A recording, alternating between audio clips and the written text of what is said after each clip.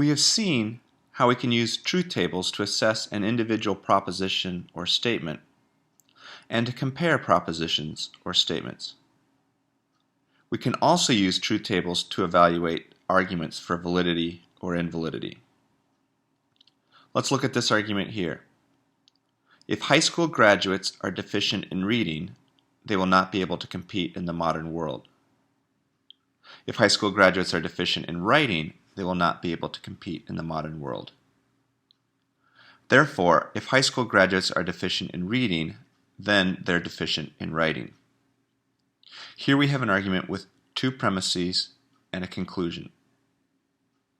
So to evaluate this argument for validity or invalidity using a truth table, we first go ahead and represent the argument symbolically.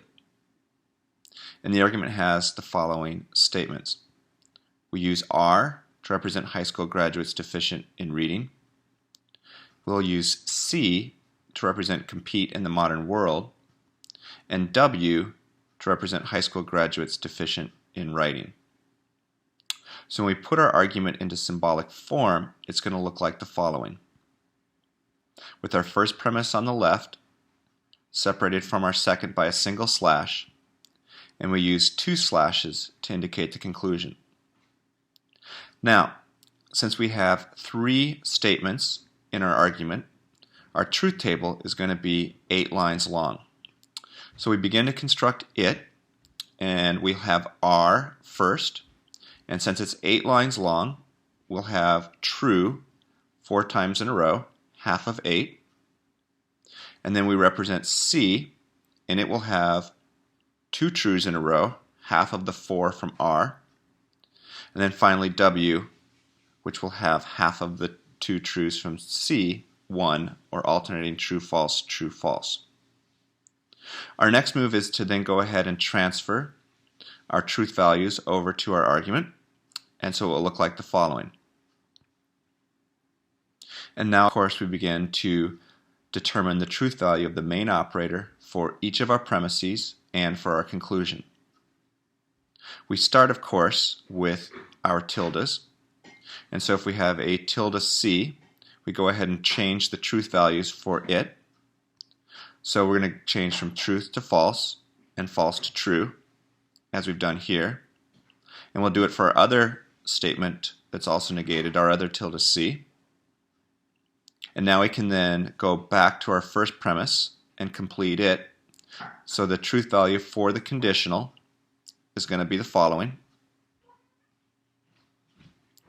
The truth value for our second conditional will look like the following here. And then finally, the truth value for the conclusion and its conditional is represented here. Now, we know from an earlier unit that there is only one way for an argument to be invalid, and that is if the premises are true and the conclusion false. So when constructing a truth table to test the validity of an argument, if we have a single line under the main operator that has true premises and a false conclusion, then our argument is invalid. And so let's look at what we have under our main operators. Now, if we go down line by line, we'll note that under no occasion do we have a line where we have true premises and a false conclusion. So therefore, our argument here is a valid argument.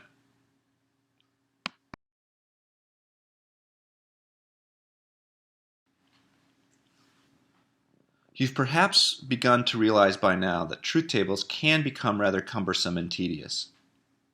An argument, for example, with 5 unique statements is going to be a whopping 32 lines long. Fortunately, there's another method we can use to determine the validity of an argument, and it is called the indirect truth table, which we'll look at here. And let's start with a rather easy argument. And to complete this using an indirect truth table, we do 2 things. We first assume that the argument is invalid, and then secondly, we work backwards. Why do we assume that it's invalid? Well, you might recall from earlier units that there's only one way in which an argument can be invalid. And yet there are several ways in which an argument can be valid. Hence, that's why we start with invalidity as our assumption. So if we start by assuming it's invalid, we're going to start with true premises and a false conclusion. So our main operators we assume to be true for our premises and false for our conclusion, and then we work backwards. So if our conclusion, tilde B, is false, that's going to make the status of B true, and it'll be true all the way across, and so therefore it's going to be true on our premise as well. And if tilde C, our second premise, is true, that's going to make C false, and that'll make C as a consequent of our first premise false also. We've now completed our indirect truth table, and we need to assess it. And if you look at the first premise, you'll notice that we have a true antecedent and a false consequent, and yet are claiming the conditional to be true. From the truth values of conditionals that we looked at earlier, we know that not to be the case. That when you have a true consequent and a true antecedent and a false consequent, you have a false conditional.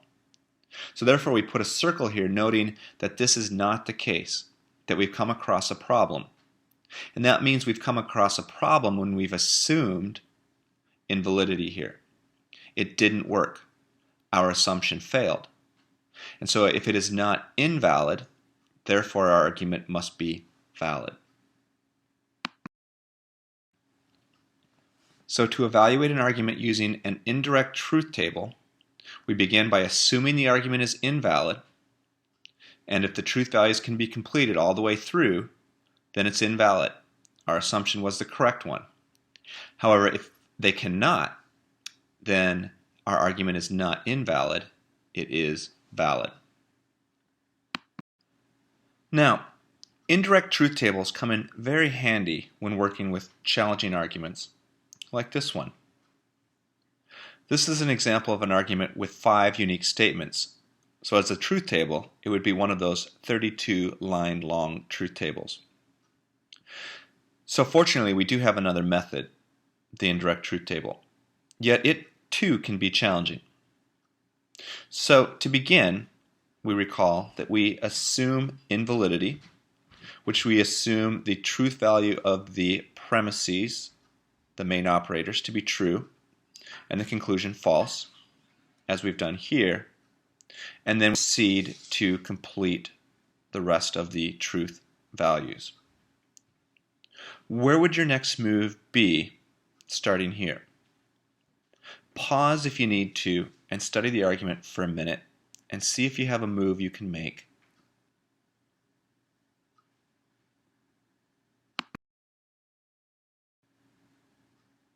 Now, you've probably realized that we're in a bit of a sticky situation. And that's because the operators in our premises are conditionals, and there are 3 ways for a conditional to be true. So it leaves us with lots of options, too many options to get started. And our conclusion is false, and it's a biconditional, and it too has options. Biconditionals can be false in 2 ways. So there's really no concrete place to begin. So what we do here is make additional provisional assumptions. And we want to assume or make as few assumptions as we can, so we'll work with the biconditional. And let's assume both ways in which the biconditional can be false. It can be false if the antecedent is false and the consequent true, and it can be false if the antecedent is true and the consequent false. Next, let's go ahead and move the truth values or transfer the truth values of our first assumption into our argument. So we go ahead and make our n's false, and we'll go ahead and make our o's true. Now again, take a moment and see what your next move might be here.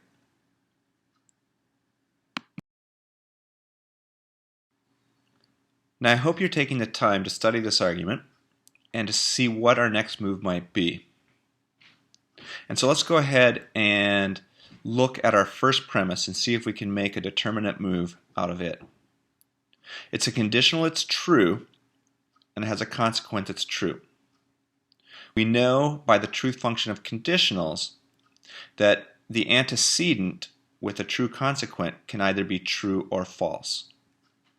So therefore, M can either be true or false, and we can't know with determination what it will be. So we're stuck here with that premise. Let's move to our second premise, where we have an O as a true antecedent, and then we have our N as false.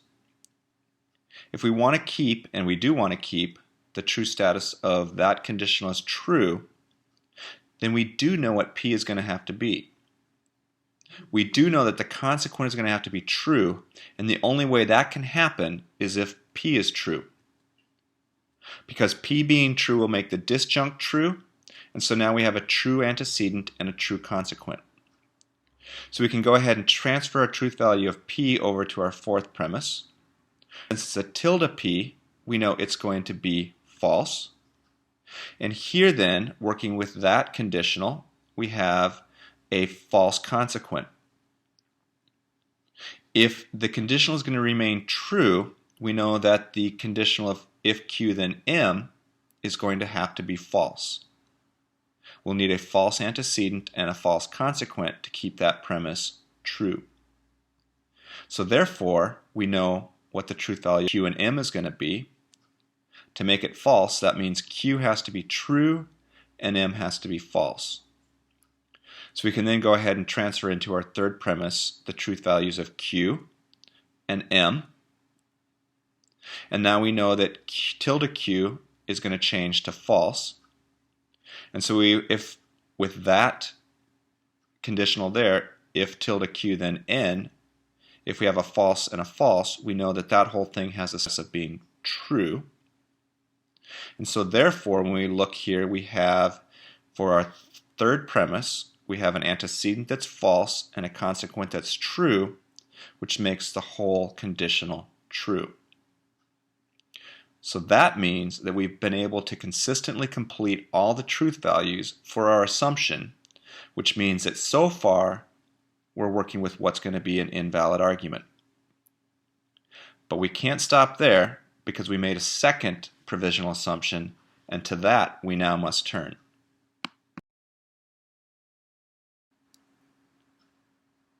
Okay, now let's work with our second provisional assumption.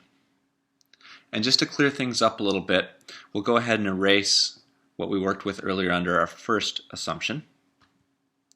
And now we'll go ahead and transfer the truth value of N back into the premises. Similarly, we'll do the same thing with O. Now let's read that first premise again. We have a conditional with a false consequent.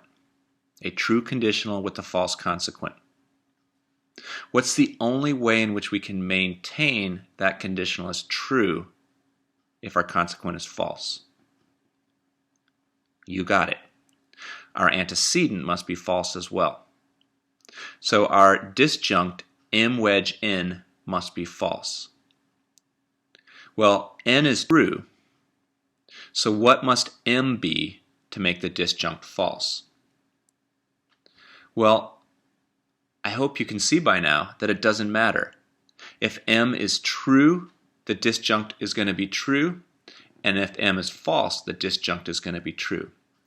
No matter what, the disjunct is going to have the status of true, so no matter what, our conditional will be that of a true antecedent and a false consequent, making the conditional itself false.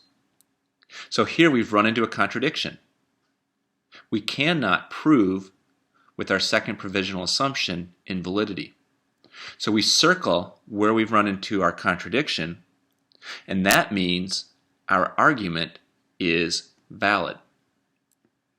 Now, interestingly, had we started with this provisional assumption first, we would have shown invalidity right away, and we could have been done there.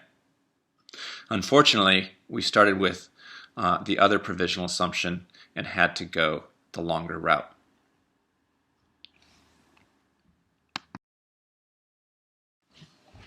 I hope these two examples help illustrate how we can use indirect truth tables to evaluate arguments. Indirect truth tables are challenging, but to a logician they're fun. And when you can solve them correctly, there's a certain amount of joy that one gets out of doing it. Good luck.